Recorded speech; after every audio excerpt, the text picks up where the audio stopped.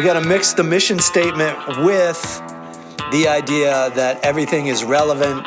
Our stand-up is relevant. Living in New York is relevant because it's all how to deal with day-to-day life. Yeah. Is that generally it? Yeah. And how the littlest things in the world ruin your whole outlook on life just because of one day when it's really not that big of a deal, but we've got to find a way to deal with our fucking anger, basically. Yeah.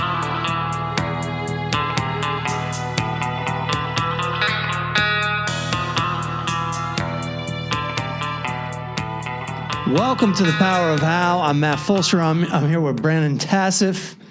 Daniel Tirado is back. Woo!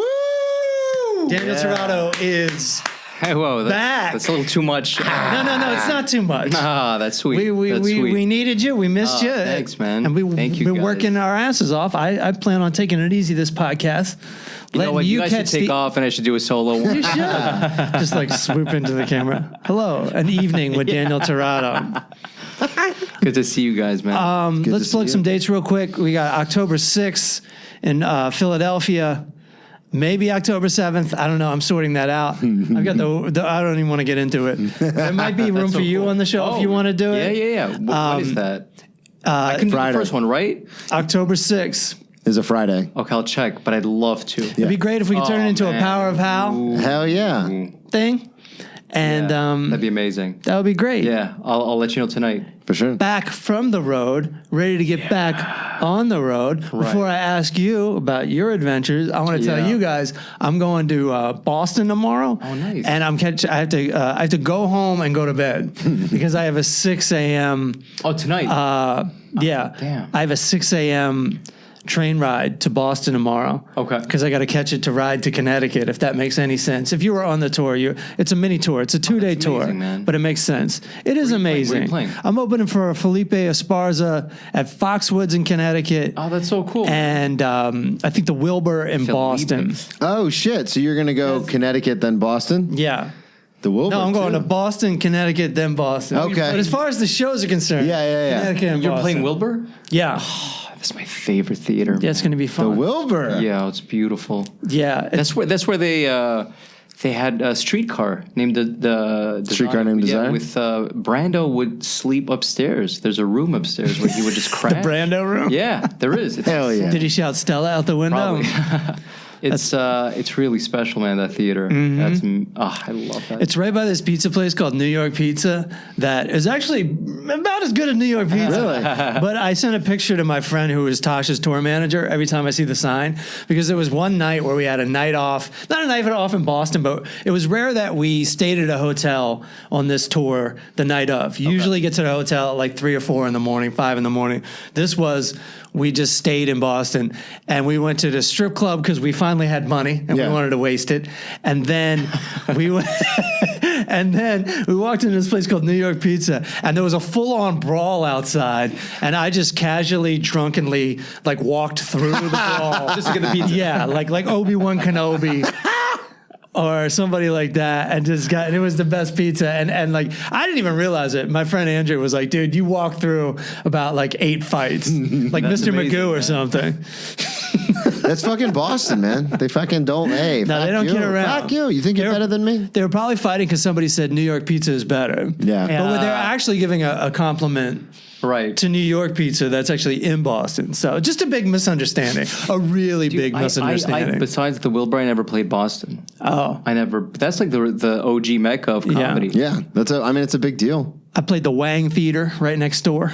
What is that? Like right next door. It's the Wilbur, but bigger. Oh, really? Yeah. It's bigger? Yeah, I played it with Tosh.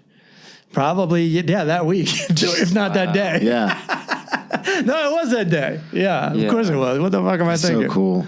Yeah, I like Boston. Reminds me of Montreal. Boston's great. Boston, Philly, Montreal. There's something very similar. You think Montreal's similar to those two places? Yeah. In terms of, because I also associate hockey to those. Yeah. Gotcha. They're the hardcore fans, the insane fans, and they're the old cities. I don't know. There's something about the architecture as well. New York. I came back from Quebec City. Have you been to Quebec City? No, please explain. We're American. We know jack shit about other And I'm countries. not allowed in Canada. All right. Yet. We should get some video cuts edited in just for Brennan. If Brennan wants to watch this on YouTube. I haven't been in Quebec City. I don't remember when was the last time. I used to go as a kid, but going as a grown-up, there's the old city. You've been to Montreal, right? You've been to the old port. Absolutely. So it's like, you remember the old port? How charming. It's like a taste of Europe in Montreal. Okay. So that times 20 in Quebec City. And it was just, I fell in love with the city. It is so charming. And I went to this... I was part of a festival called Comedy Ha, which is actually a French comedy festival. So that was really cool to do comedy in French again. Yeah, how many shows did you do in French? Well, I had to, because I can't play here in French. So what's cool is when I go to Montreal, they give me easily 25 to 30 shows within 2 weeks, so I can prep for the festival. So there. Oh, so you had like a ton going on. Yeah. I was working like 3, 4, 5 shows. They have a comedy club called Le Bordel. It's called like the Bordello, which was actually an actual bordello. I think back in the 20s in Montreal. See, even in English, I don't know what that is. A bordello is a whorehouse. Yeah. Oh, okay. I should know what that is. Yeah, bordello. I use context clues, just the way he was like, it was a real, and I was like, oh, that's bad. Bordello of Blood. You don't remember that movie? I never saw it. I've seen similar movies. Mine is the blood. Video clips. No, the internet has everything. So it was actually. So it's really cool because they turned this bordello into a bar, and that bar extended to a comedy club, which is the first French comedy club in Montreal. And then they extended to another comedy club right next door, same owners. So you have shows. You can spread like syphilis. You can. It's like running from the Village Underground to the Cellar, except it's closer. Right. It's literally next door. So you have a 15-minute spot, then 5 minutes later do your other spot, then you go back and you go back. I had Dude, 6 that's shows awesome. back and forth. That's awesome. So it was really cool that they gave me that stage time to prep for the fest. Because I got to translate the material. I got to try new stuff because stuff that I can't translate, I got to give them new material. Translating material must be such a pain in the ass. And also the rhythm from French to English. Every language has its rhythm. Like when I speak Spanish, I behave differently. Because there's something about the Spanish language that's like more, We've been to LA. We know. Exactly. There's more flavor to the language. So I've only performed once in Spanish, and it was such a different rhythm. And French is a different rhythm from English. And it makes your brain work, especially the first time you translate it. Yeah. Like, whoa. Yeah, you should retake the SATs after last month. Big what I mean? Your brain is working. And so I got ready for the fest. I was a little stressed during the whole thing because I only have 2 weeks, and that's all I have. No matter how many shows I do, I have that window to perform for like an audience of, I think it was like 1,300. It was beautiful theater.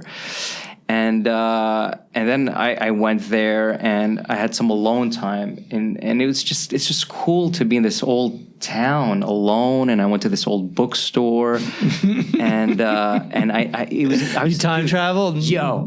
I was fascinated by this bookstore that I didn't even know it was a bookstore because it's on the second floor. So it's not even really advertised unless you look up the window, and you could think it's somebody's apartment. Yeah. You would have no clue that it's somebody's home, that it's a bookstore. So I look up and I see this dude reading, and I'm kind of yelling. It's like, is this a bookstore? And then It's my house, motherfucker. Yeah, exactly. That's what I Just closes the blinds. and then he takes off his earbud and he says, yeah, it's a bookstore. Come up. So I go up. I get lost, and there's another doorway, and then I go up. And dude, it's like heaven. Mm-hmm. It's like an old bookstore with literature, philosophy, religion, right next to sexuality and history books and art, and there's a bar. No shit. There's a sexuality department? There's a sexuality department, section? like a sex section right next to religion. I was like, God, that's beautifully placed. I was like, I know. It's did it on it's purpose, basically the same thing. And then there's a bar in the middle, and there's a barista serving beer and coffee as well. But I see like two drunks. There's like two, like cheers, and they look like, pardon my language, but they look like two dumb fucks. Okay.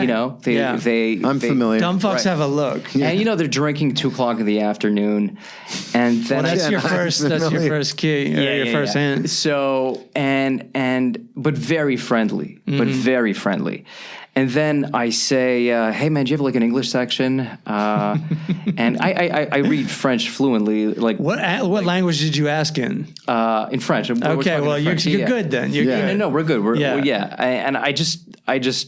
I don't know. I wanted to read in English, and then I asked for this English section, and he has like a small section. He said you have to climb up the ladder, and I go up. Dude, it felt like a movie. Of course, you have to climb up the ladder for English. And then there's a little backyard, and there's a piano, and there's a chessboard, and then and there's just like regular patrons. And I climb up and I see a book that I've always wanted to read, but I never had the courage to read. It's The Brothers Karamazov from Dostoevsky. It's like another 700-800 page.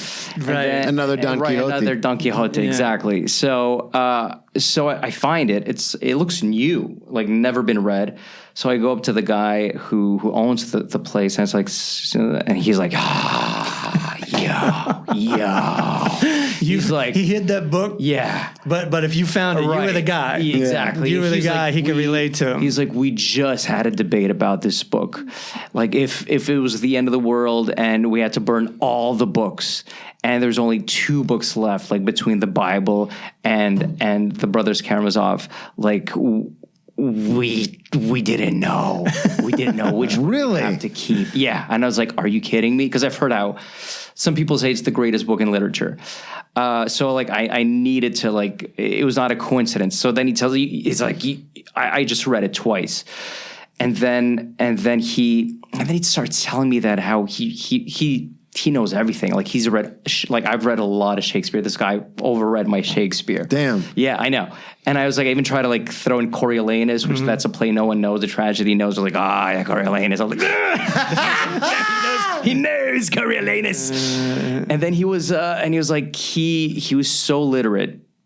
And then everyone that would buy a book while we're chatting is like, yeah, great choice. I was like, you're supporting Quebec literature. Like he had a comment for every book.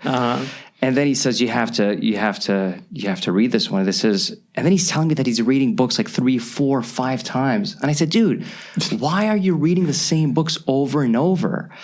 And then he quotes another book and he tells me a story from another book where the character meets an old man who has only 7 books on his bookshelf, and this young apprentice says, like, "Oh, you're brilliant. You're masterful. How come you only have 7 books? I have thousands of books."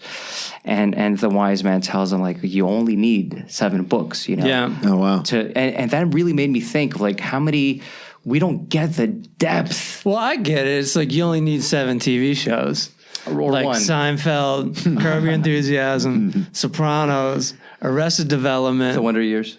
All right, well, those are my 4. Right. And then you can throw one in. We got 3 to spare if you guys want to pile on. I do understand that, though, because I'm a big movie guy. Yeah. And I've seen so many movies. I've seen, like, the Shawshank Redemption, like, at least 20 or 30 times. So when I watch it with someone for the first time, you get excited again. I get excited, but then I realize how much stuff they miss. And how many things you miss. Well, not only that I've missed, but I've seen it enough now where they'll say just a throwaway line, and I know I'll be like, remember that. Oh, that's going to hit. Yeah. So it's got to be the same thing with books, especially if you're just burned. Because my ex would read constantly, and she just burned through a book because she was a very fast reader, and then she'd just be like, okay, I'm done. And I'm like, there's no way you got the depth of what they're trying to say just by like basically skimming it one time. Right. You know what I mean? Yeah. And plus when as you age, the same book you read at 20 is not the same experience as when you're 40 or 60. Dude, I can't tell you, like, I used to go bonkers over Jack Kerouac. Now when I read it just seems like, what is this? Like what is he even saying? Right. I just like that he went places. Yeah. Is the whole conversation in French that you're having? Yeah, of course. Of course. So then, I get to the bar, and these guys drinking, and they're like, and they look at the book, they're like, brilliant. Those guys know too much. They're trying to drink it away. Exactly. Yeah. I need to forget those 7 books I read so I can read them again. Exactly. They know everything. They knew. They were debating on the greatest poem written in French and Quebec literature, quoting the poem. They knew everything. So they're kind of like what Cliff Clavin thought he was. Cliff Clavin's in Cheers. You brought up Cheers. Like you pretend like he knew everything. He didn't know jack shit. But they knew. Yeah. They knew. Mm-hmm. And I was fascinated. And it's exactly what you said. It's like almost as though they knew too much, that all that information was like overwhelming and tragic in some ways. And, he has like this sign outside the window that says, Big Brother's watching you, a reference to 1984. Right. And he says, you got to read the prequel to 1984. I'm like, well, there's a prequel? He's like, yeah, this guy, Jack London, the Iron Heel, I think. I hope I'm not misquoting this.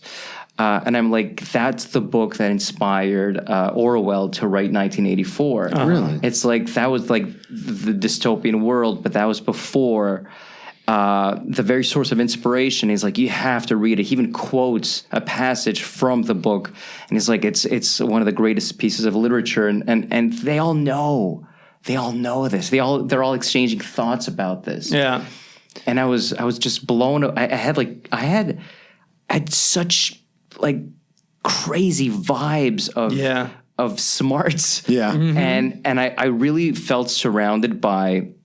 And even this other guy who's so rural. He's like, hey, you do comedy, right? You know the guy that combs his hair, and he has like a leather jacket, yeah. I'm like, Dice? Like, yeah, Dice Clay, yeah, he's a funny guy, he's crazy. And then he's talking to me. I'm like, this guy's like, he's I off. haven't met anybody that excited about Dice in 2023. And then he starts 1989, everybody. And I was like, this guy, all right, this guy's an exception. He's off. Maybe these guys. But then he leaves like, yo, Dostoevsky. And everyone in there was at some level brilliant. Mm. And I at one point, this guy's just talking to me, and I just felt like crying because of how inspired he made me feel to just want to know more. Yeah. And we forget that we're writers. Mm-hmm. Let's call ourselves writers. But we write limericks. But we're writers. And knock jokes. And that's like Stephen King would say, if you're gonna write plays or if you're gonna write movies, you have to read. Yeah, I've turned to trash, straight trash. Just because you haven't been reading? I'm never reading.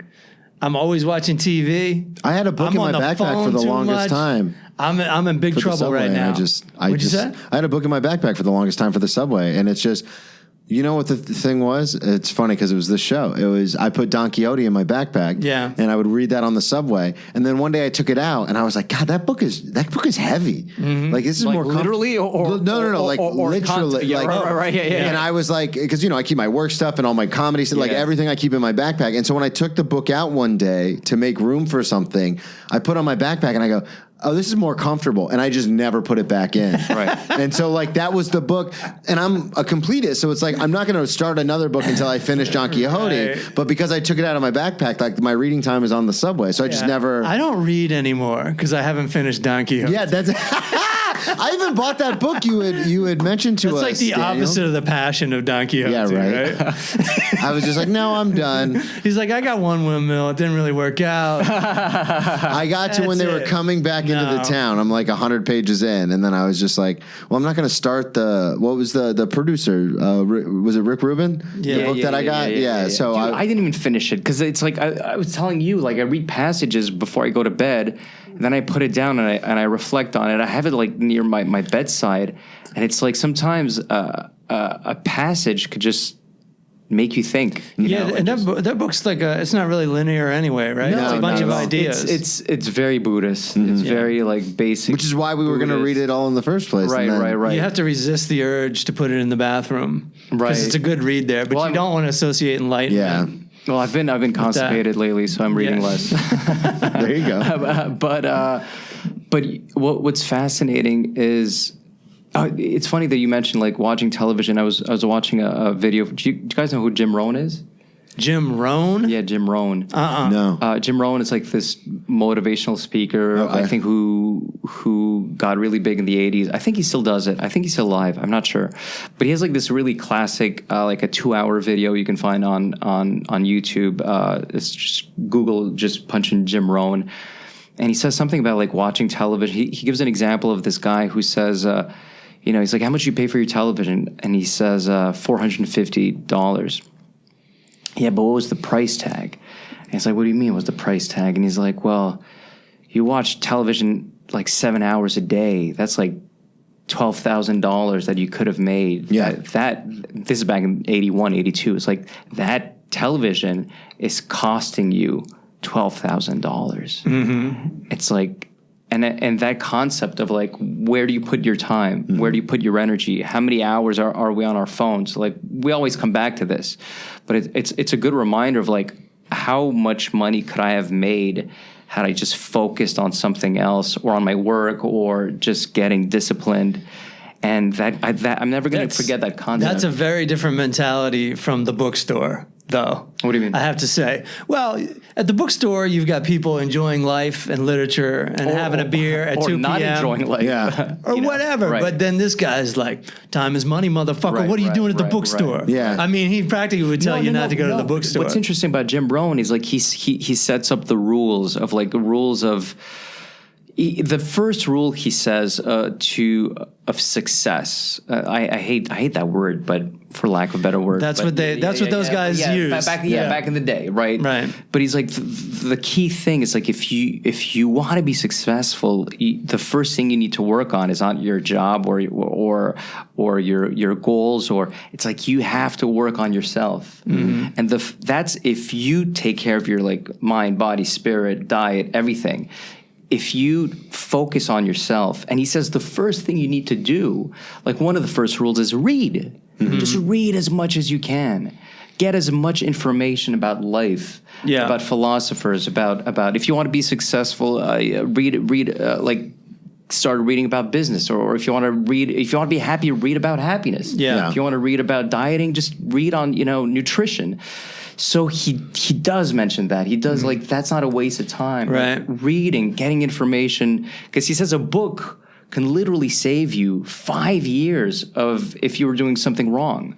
And you'd be like, I don't have time to read, but we do. We just choose to, we choose to. The drugs are just so good, so powerful. You're listening to one right now. Yeah. Right. Well, I only want to push back just a little, but it's because, like I said, my ex would read a lot, and some of this. So my whole philosophy when it came to reading was I would read to gain some sort of intelligence from what I was reading, in the sense that I read a lot of nonfiction. I read a lot of because I'm studied political science and I minored in American history, so I like to read about that stuff. Right. So I read about wars and like disputes, and I read about history, and I would read that stuff because it was stuff that actually happened, and it would make me almost feel smarter because I was reading about this stuff. And then my ex would just read basically like things that would eventually become TV shows and movies. She would just read those kind of books, and I'm like, type of fiction. it's just fiction. It's entertainment.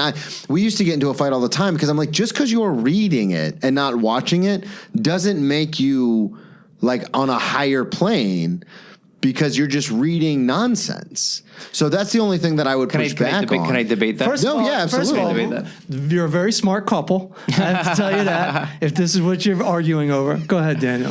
My argument with that is like, there's this Japanese scientist. I forget his name. He of course there is. He wrote a great book on that to help your memory, and it's just very simple math that you do like. for 3 minutes a day, and it helps people with Alzheimer's. And he studied the brain, and he studied when it's active, when it's the most dormant. And he said it's the most dormant when it's watching television. Oh, okay. And your brain gets really activated when it starts reading, and even more so when you read out loud. That's when your brain is just firing, fires up. It's all red. So in that sense, I'll debate that. No, I agree that there is. Yeah, there is more to using your brain, because a lot of people go, "Oh, I watch TV because then I can just shut my brain off." So I completely agree with that. But isn't it weird how we don't really shut our brains off? We just get distracted. Yeah, that's all it is. Because shutting your brain off is literally not thinking, which is meditation. But when you watch television, you absorb information, and you absorb a lot. Most of the time, we absorb a lot of junk. Yeah, so I agree with that. So we're not not thinking. We're not in an equanimous state of peace. We're just like absorbing more fucking shit that goes deeper down. It's sugar. It's sugar. Yeah, and then it comes out in a bad way. I watched 9 episodes of a TV show. Which one? In one night. Which one? What show? Platonic on Apple TV. Pretty good. I couldn't tell you what happened. When you watch 9 episodes, it's just like you're just watching the longest movie of all time. Yeah. Why did you want to watch? I just didn't want to get off the couch. Right. And I was looking at it that way. I was like, I'm resting tonight. Yeah. And I don't feel bad about it. Yeah. No. But because I don't do it every night. Yeah. I think we all need and deserve those nights. Yeah. But it was funny to call it at 9 because there was only a half hour left. Like, I watched 9 episodes, and then I didn't watch the 10th. You didn't watch the season finale? Save a little something for me, for myself tomorrow, for Morning Guy. What do you think would be, just in your opinion, since you have more experience with this, what do you think is better as far as like long, like, because there's a lot of people now, to what you were describing about reading these books, like if you want to be better at your diet, read about it. If you want to, but now in the culture we're in 2023, a lot of people would watch a YouTube video or look it up on Netflix or something. Do you agree with that, or do you still think reading, because of the way it activates your brain, is the way to go? Well, 1, it activates your brain. I think 2, it stays with you more. I agree with 3, that, it's a bigger commitment. So if you purchase a book, or you just go to the library and you physically go get it, the very act of going physically to go get that information is more meaningful to you than just pressing a button. I've made that argument about the gym a lot too. Right, exactly. But you know what's great about reading a book over YouTube is no comments. Yeah. No fucking side books popping up. Right. You know what I mean? That's what's distracting of it. You go to watch the YouTube clip, and unless it's about fixing something or tying a tie. Right. Right. Which is like, if you want a video to go viral. Yeah. Yeah. And tying a tie. Yeah. and you know. But like, it's, other than that, I'm just like distracted. Even if it's something like I love, like it's my favorite band, I'm still like, after about 30 seconds, I'm like, what does everyone else think about my favorite bands? Right. What other songs do they have? Right, oh, look at this. Iron Maiden covered it. Right. Their song. I had a friend, we started a book club, right?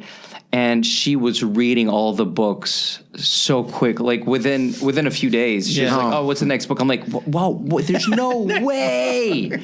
With your because she's very social, so with your social life and your work life, there's no way you're reading this much this quickly. And she's like, "No, I'm not reading them. It's audiobooks."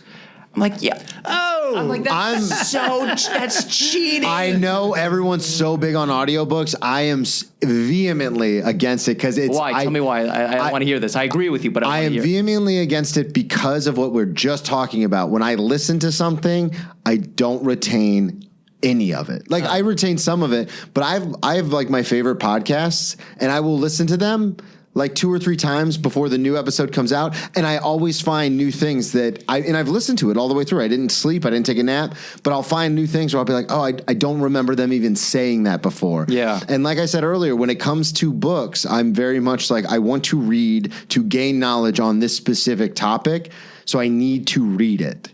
I don't want to listen because I'm not going to remember if I listen. I've only listened to one book on tape, and it was I drove to a gig in Phoenix, Arizona from L.A., and listened to the Andre Agassi biography. Yeah. And it lasted me the trip there and back, man, and it was great. And then I never did it again. That, to me, I read that, but I bet it in like that was the most 2 car trips. that was the most. That was one of the greatest biographies I've ever read. It was awesome. Is Dude. that the one where he talks about doing drugs and stuff? Yeah, while he's heroin. playing? Yeah, while he's playing. And then there's just like, there's so much about his hair. Yeah. There's just that's what so I much thought. about his hair. And so much about like his relationship with Brooke Shields, and yeah. he used to fantasize about her and like dream of, and then he marries her, and it's that's like, nuts. and he hated tennis. That's why I think Agassi is the greatest tennis player in the world, like the greatest to me, because he got so far, hated. And he hated Well, you know the relationship, though. Right. I mean, most Right. athletes have that if they're honest. Yeah. They're like, his is different because his father. Right. Yeah. But pushed imagine him. if he loved it. Yeah. Like the sky's the limit. A lot of NBA players feel that way because a lot of NBA players feel like that because they're so big. So immediately, once they're in middle school, they're like, "Oh, you're going to try to play in the NBA," and they're like, "I don't even like basketball." It's like it doesn't matter. You're going to be 6'8", so you have to do this. How many successful comics you seen me like, I hate this fucking shit. Or I can't believe we're playing this club tonight. Yeah. Like it happens because you love it so much, you get kind of sick of it. And then with Agassi and on many of our levels. But do you think I don't think he ever loved it. I don't think he ever, his dad had like 5 kids. Could and he be. was his last Oh, chance. so he never got to the point where he loved it so much that he started to resent it. His dad was a bully. I think he liked it in a way that you like it, like something that your parents are making you do. When you do a good job and you get the reward of it, he liked that level. People like being good at stuff. Yeah. But I mean, that's an added thing. But I think you could replace his father with society in general for most things that are goal oriented, because you do want to, whether you like it or not, sometimes you do really want to show somebody, like, I can do this, I'm good at this. He is somewhat of a unique situation, but I do think there are external forces besides just, I want to do this. So you're talking about your ego. Your ego has a Right. I mean, I think we've all felt that way. I mean, there's time where I'm on a show. I just did this happened at Greenwich Village. I was telling you about this. I don't know if I told the listeners, but like the 2 comics that went up before me did not do awesome, and I was like, I'm gonna fucking bomb.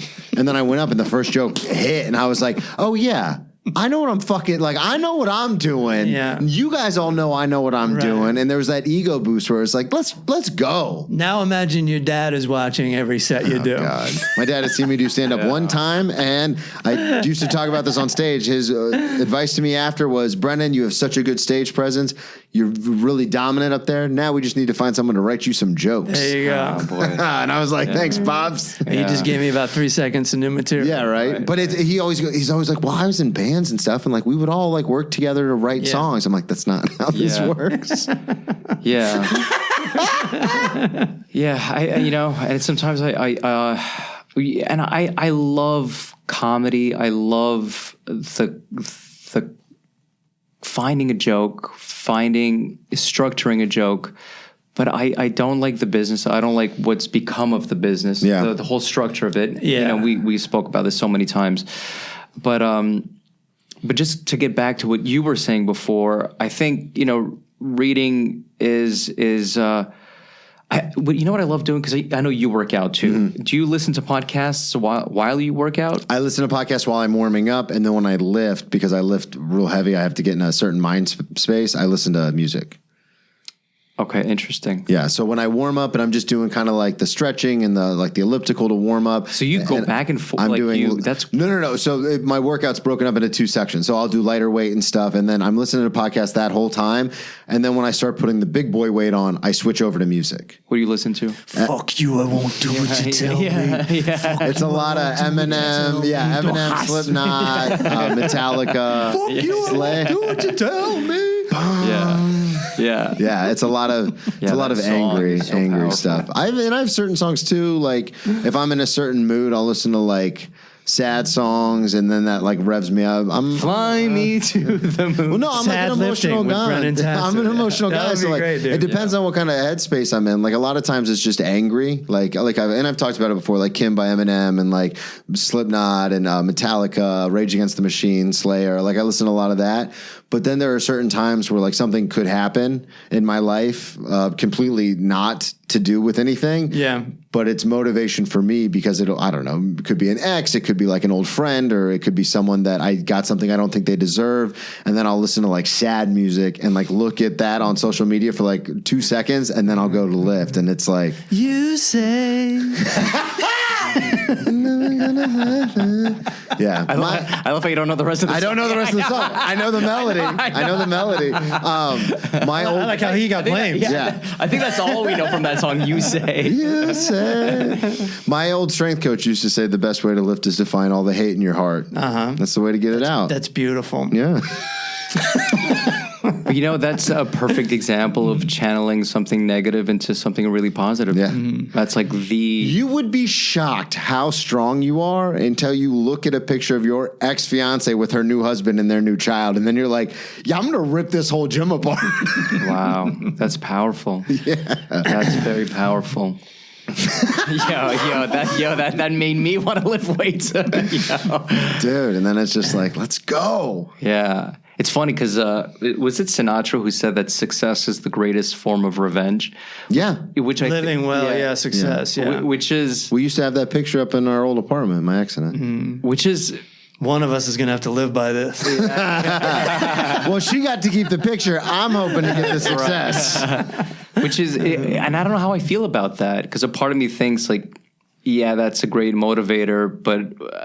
I don't know. It's so ego based. Yeah, it's ego based. It's 100%. It's one of those things where I think it's something Sinatra told himself because it actually did make him feel good. Yeah. But if that's your goal, that can fuck you pretty hard. Yeah, like I'm going to be successful to show them. Then that works for a lot of. It artists. works though. It can work. But if you approach it, I think if you approach it that way, it's not as satisfying as you want it to be. But if you happen to notice it, it's very satisfying. Yeah. That's what I think about that. There's certain times where my pettiness will come out and I'll be like, I have to get the, and then I'm like, what do you like? Stop, because my whole thing, and I've talked about it ad nauseum here and on my other show, is like, all I want is to be able to make a living, like survive by just doing podcasts and stand up. And what I want to gain from that is the ability to help people who've gone through similar situations as I have: drinking, drugs, alcoholism, home, halfway houses, jail. And I want to be able to make them laugh at those experiences. That's all I ever wanted from stand up. But there is a part of me, there is a big part of me where sometimes things will happen and someone will say something like, just in passing, like with my dad with the stand up, or like people would be like, I'd be like, oh, well, I'm a public figure. That's why my Instagram's not private. And they're like, you only have so many followers. You're not a public figure. Like things like that will happen. And then in the back of my head, I'm like, fucking, I have to show them. Sure. Which is not my true motivation, but it's like, it pops up. I don't know if it does for you two, but it'll pop up. It so happens. human. Yeah. It happened so much before I even recognized what it was. Yeah. And then now that I know what it is, it still happens. I don't want to make that the main motivation, because the moments aren't, you imagine them for years. And when they happen, it's like this jerk store on Seinfeld. Yeah. It's like you finally got to call the guy jerk store or whatever. And it's not the moment you think it's going to be. Yeah. That's great. That's a really good. So it took me a second to catch up to that episode that I remember. And then It's never, that's great. Never as Great good as you think it's going to be. Yeah, and you... The jerk store called. What's the problem? You're the biggest seller. You know what I mean? Like, you're not as far as you thought you were going to be. You're still no match for whatever the fuck that was. Right, yeah. It's tricky, man. It's really tricky. How did the festival go? The festival, we got off track. The festival. I missed it. I stayed at the bookstore. Stop doing spots. I'm the third guy at the bar now. Yeah, I started drinking. I just came back to get my stuff. But I'm really stupid. That's the difference. It was wonderful. It was wonderful. I was... a lot of times when I do like really big shows or shows that are meaningful, they technically should all be meaningful, but when it's televised or there's more at stake, I don't know. I write right before I write about how grateful I am for everything. That's so smart. And it just puts me in such a... I do like the 3 pages, but I do it right before the show, like maybe an hour before the show, and it puts me in such like a zen zone of it's things are much bigger than this moment, you know, and it just drenches me in presence and in like really deep happiness and gratitude. And it's not about how great I need to do, but how can I make these people happy? And how can I just make them laugh? Right.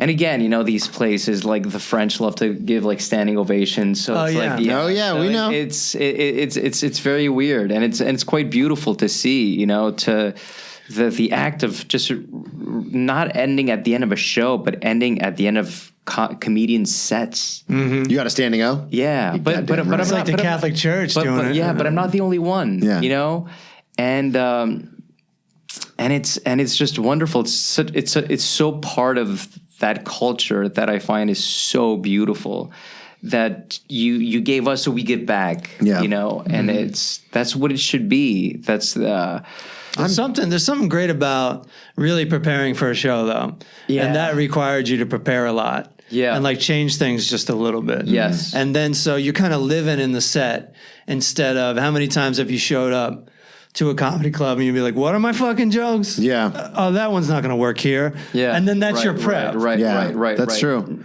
And Andy Hendrickson, you know, I know Andy, him, yeah, so absolutely. Andy's a really good friend of mine. Andy's a comic who lives in LA now, but used to live in New York. And he would always tell me if it was like a TV taping or whatever, he's like, you did the work. Now's the time to celebrate. Like the taping is the celebration. That's what it is. It's not, the work is done. Yeah. Just have, it's Right. like, when people tell you have fun out there, it doesn't mean anything.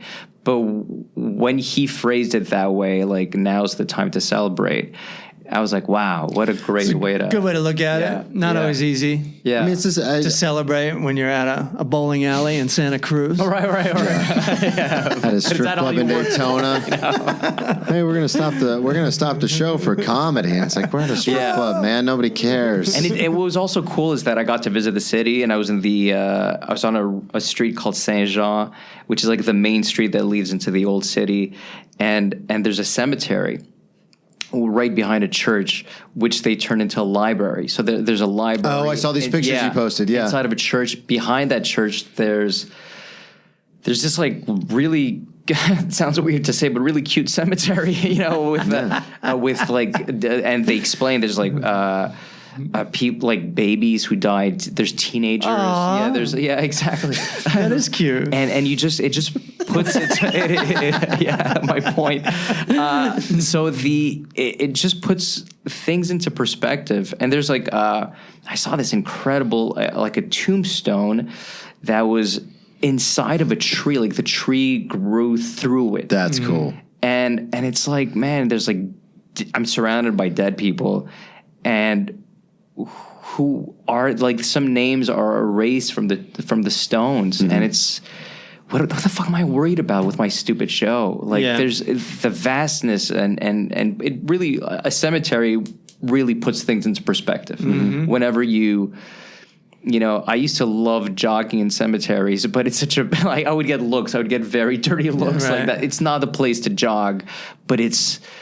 Boy, do you feel alive when you run through a cemetery. This is something that And you feel like you're doing better than a lot of people think. Right. Right. And then when you leave, you get I'm flowers. so fat. right? That's something I've battled with is because, you know, especially in this industry, time takes time. And especially like this industry, my sobriety, there's certain things where, and I don't know if it's because I've had a near-death experience, like where I've been told like, oh, this is a miracle, like you shouldn't be alive. And so I don't know if that has anything to do with it. But I am real big on like, and maybe it's the addict, I don't like to wait. So like I moved to New York, and you and I had this conversation a lot, and I was like, I should be further. And you're like, dude, you're way past where most people are in the first year. And I go, yeah, but I should be further. Like I always have this thing where it's like, but it's like one of those things where it's like, I don't know if it's so much in the front of my head because people are always like, yeah, you could die tomorrow. But like, that's always been there, especially after my 30th birthday when I woke up in the hospital. It's like, no, I need to like get my message out. I need to get I need to get this out like now. And it's like, everyone's like, oh, you need to be patient, which I understand completely. But it's like what you're saying with the cemetery. And what I notice, like, just because I live on the 25th floor, so I look out onto FDR, like the highway, and just thousands of cars. So like, I'll be looking out my window, just like all of these people like are just doing their lot. Like, you know what I mean? Like, so it's a very eye-opening thing where it's like, I need to get this done. And I don't know if that's a negative or a positive, because it really pushes me to have 3 podcasts, to work 2 jobs, to do, like, I worked, then went to an open mic, then came straight here. So it pushes me to do that stuff. But then it's also like, I don't know if I'm enjoying any of it because I'm working so hard and not paying attention. I don't have the answer, first of all. That's what they're waiting for. But that's obviously what you want to do with your life. Yeah. So you're doing what you want to do with your life. And whatever we choose, if you do it consistently, you can get worn out from it. Yeah. Even if I sat on my ass and watched a 10-episode TV series every day, that would get old too. Yeah. That would wear me down too. Some of my favorite shows, I can only watch 3 episodes, and then I'm like, I can't. Like, I'm over this. What sucks about trying to be great at something is you really have to spend a majority of your time working on it. Yep. Which, I don't think that's necessarily a bad thing, but I can see how it would drive you crazy. Right. The question is, like, can you stop? Probably not. Yeah. What's going to make you more happy? To, like, enjoy, quote unquote, enjoy your life more and do more, like, recreational things? Or, like, keep working on your stand-up? I think right now in your life is working on your career. Yeah, 100%. Like, I would never happy. If I go more than 3 days without even going to an open mic, I, like, start to lose my mind. Exactly. So I have to say something. It's just what you're into. It's what you want to do. And it's also where you are in your life. Like, I feel like now, I'm at this moment, I'm in a place where I need to replenish the well. Me too. So I need to read more. I need to, go back to taking walks in the morning.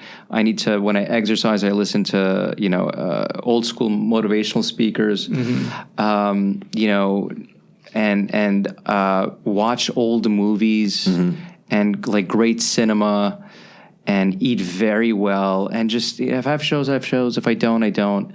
And if I feel like writing, I'll write. If I don't, but. Dude, that's how I used to do it when I was 20. And it was, like, kind of awesome and exciting. I would now add, at least if you're a writer, an hour a day of writing. Yeah. Like a certain amount of discipline. Like just a certain amount of discipline. Just enough, yeah. But I think if you do what you do, I just need this. It's better than working on your shit all day long. And it's better than racing around. Well, like, because I race around right now. I'm like, I got to get to the pool at a certain time. I got to get this done. And I'm fucking miserable. Like, trying to get everything done. Saying. Not really. When I'm watching TV, when I take a second, I feel, like, kind of guilty about it. Yeah. Even though I'm way better mentally at this stuff than I was 10 years ago, it's still, I find myself in the same thing. Like, produce. I get on Instagram, I'm like, how the hell did they do that? Yeah. And then I feel like I got to do that. Yep. It's just like the rat race is just kind of everywhere. But I think it comes down to what we said at the beginning. To if you want to be good at anything, start by being great at yourself. Yeah, like really being good to yourself. Treat yourself with love. Do everything you need to do to feel good, and not through addictions. Yeah, but through, like, mental clarity. And I forget about that. I forget how important it is to just really take care of ourselves and feed this and feed this and feed this. Mm-hmm. Yeah. And it put, when I go to bed, I put my phone in another room. I turn it off. I hate, and I often do it, I hate that sometimes I wake up in the morning, the phone's right next to me, and the first thing I do is connect with my phone. Don't do it. And then, like, I'll find myself going to check my emails. I'm like, don't you fucking dare. You said you were just going to put some music on. Yeah, so put some music on. Put it in a different room. I do. I'm very good about this. What a difference it makes. I mean, I'm not 100%. I'm so bad. But I make an effort, and I pull it off a lot of nights. You guys are right.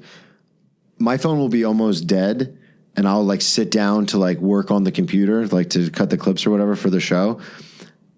And instead of just charging my phone, because my charger's on the other end, I put my charger on the other end of the house or on the other end of my room for a reason. Right. Uh-huh. So I could charge my phone and just be away from it. Yeah. And I'm on the computer. Like, I have my headphones in to edit. I can't do anything on my phone. I'm editing. Right. And I just get antsy that my phone's not right next to me. Yeah. And it's like, it's obviously like a weird addiction thing. A lot of people are addicted to their phones, which is interesting because I use less screen time than like my girlfriend Tracy or her brother. Like we were comparing screen times and I was like, oh, mine's like way down compared, especially because her brother does a lot of work on his phone. So his is at like 6 hours and mine is at like 3. So I'm like, oh, I'm killing it. Yeah. But just having it there is the thing. And I used to do this with booze. If I had less than half of a handle of vodka, I would have to go get another one just to know it's in the house. Right. I wouldn't drink it, but just to know it's there. Yeah. And I'm the Peace of same with mind, my that phone. peace of mind. Yeah. So like with my phone, I don't check it, but I have to know it's Isn't it right crazy here. how that addiction mentality is just transferred to another addiction? Yeah, that's exactly what happened. incredible. Yeah. I just need to have it there. I Right. won't check it. I don't look at it. Sometimes I'll just flip it up and put it back down, but I just need it and so it'll be dying. And then when I go to bed, because I listen to podcasts when I sleep because of other reasons, but like I'll go to get ready for bed and I'll go, fuck, my phone's dead. It's funny. And I could have charged it the whole time. A pastor once said to me, he was a neighbor and he would say, you're not addicted to alcohol, you're not addicted to cigarettes, you're not addicted to sex, you're addicted to the sensation. Yeah. So those are just, excuses. This is a great line in the movie. You're just- addicted to the way it makes you feel. Yeah. It's exactly that. Yeah. What movie's that? Burnt, which I reference all the time. Bradley Cooper plays like this chef. And he goes to see his rival chef, and he comes in. He goes, That's a great movie. He goes, yo, you think you're impressing me by drinking water? Well, if it's not that, it's this, it's this, because you're addicted to the way you feel all the time. And so addicted sensations, what does that mean? Like the sensation of like dropping out, or just like the moment and wanting it of that. That's what you're really addicted to. You're addicted to that attachment to the thing. Because what do they say about like drug addiction or even alcoholism is like it becomes more than the drink. It becomes like going to the liquor store. What they say becomes is getting that extra handle. The phrase that they say is the drinking is merely a symptom, right? And that's the thing is I'm like this because of my anxiety. Having the phone before having the liquor, but all of the things are the same thing. It's I don't have to worry about if someone calls me, if someone texts me. Right. There are times I put my phone downstairs at work because we've talked about it. I get in trouble for being on my phone sometimes at work, and I'll put it in my locker, and I'll be like, just keep your head down, be a worker amongst workers, work the shift. And I go downstairs, and I'll have a text from someone like, yo, can you do this show tomorrow? And then I respond, and they go, sorry, I already booked it. And I lose my goddamn mind. Right. And that happens once every 1,000 shifts I work. But the fact that it has happened is why I'm like, I have to have my phone. So you're addicted to the sensation of not missing out on something. Yeah. Right. Well, it's the And same having thing like all your ducks in a row every second. I'm more addicted to the sense of I don't have to be anxious about this. It was the same thing with the drinking where it's like, I know I'm not going to open this handle. I know I'm not going to finish the handle I have. But God forbid I finish the handle that I have, and now I have no booze in the house. That's a way worse. It's more I'm addicted to trying to prevent the bad thing happening. Yeah. That's, I guess, because I'm a control freak. So that's what it boils down to is I don't want to miss the spot. I don't want to miss the guest being like, hey, I really want to do your show. Can we do next week? And then I'm not there to respond. Then they book something else. Do you have a survival kit, like in case it's the end of the world? Don't worry about what's in my survival kit. I want to know that too. Yes, I do. Do you have one? No. I have a go bag. Yeah, okay. It's not a survival kit. It's a go bag. Right, it's a De Niro and heat bag. Yeah. Like you got to be able to get out within 20 minutes? Is that his rule? 15, but 15 minutes, So what would be one thing you would take out of your apartment if you had like his bag? Well, yeah, no, in my bag. So my bag, I keep I have a spare laptop battery in there. I have a knife in there. I used to keep my gun in there, but obviously we're in New York now, so I don't have it anymore. You can't have a gun here? Huh? You can't carry a gun here? No, not. I mean, carry, you can, but the laws are to keep it in your house in Florida. You just need to buy it. In New York, you have to get a permit and you have to renew it every 18 months, and it's $1,000. What? Yeah, and if they find out that you have a gun and you don't have that permit, you go. It's minimum 3 years. Jesus, especially on the island of Manhattan, it's a big deal to have a gun. So I used to have a gun in my bag. Now I carry a knife. But just random stuff like deodorant, pens, pencils, paper, and then I always have a clean set of clothes. So that's just what I keep in it now. That's That's a bag. It's a bag under my bed. Just a bag under my bed. Yeah. So obviously I only have one laptop, but I have a spare battery in there, and a spare charger. No cash, huh? I light money on fire. I need all of it. I need all of it in my account so I can send it away. It's like putting your phone across the room. I kept putting the money in the bag, but then I'd go get it. No, and the other I got cut by the knife a couple times. I stopped leaving it in there. It's a weird philosophy, but the reason I don't carry spare cash or have spare cash lying around, one, because I'll use it, but two, if it comes to the point where I need to grab the go bag, the cash isn't going to matter. You know what I mean? Society will have broken down. It's going to be the knife and the me that matters. It's not going to be the cash. Yeah, the first day people will be taking cash. Yeah. After that. By day 3. I think we've talked about it before, when they had the New York blackouts. Yeah. And it took 8 hours. 8 hours. And everyone started turning on them like other people.